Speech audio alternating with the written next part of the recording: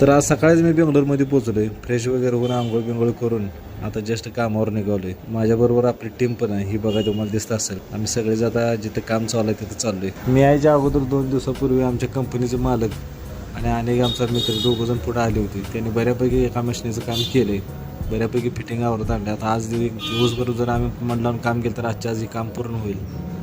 आणि तसं पण आम्हाला इथनं पुढे शिमोग्याला अनेक मशीन फिटिंग करायला जायचं आहे, त्यामुळे आजच्या जी काम आम्हाला कम्प्लीटच करायचं आहे. या दोघांनी मशिनरीचं काम बऱ्यापैकी आवरलं होतं, त्यामुळे मला वाटलं होतं 2-3 तासात राहिलेलं काम आवरून आम्ही पुढच्या मार्गाला निघू. पण आपल्या नशिबात अडचण येणार नाही असं तर होणारच नव्हतं. आणि बऱ्यापैकी काम झालं होतं तरी पण आता आणि अडचण आल्यामुळे 2-3 तास परत लेट व्हायला लागले.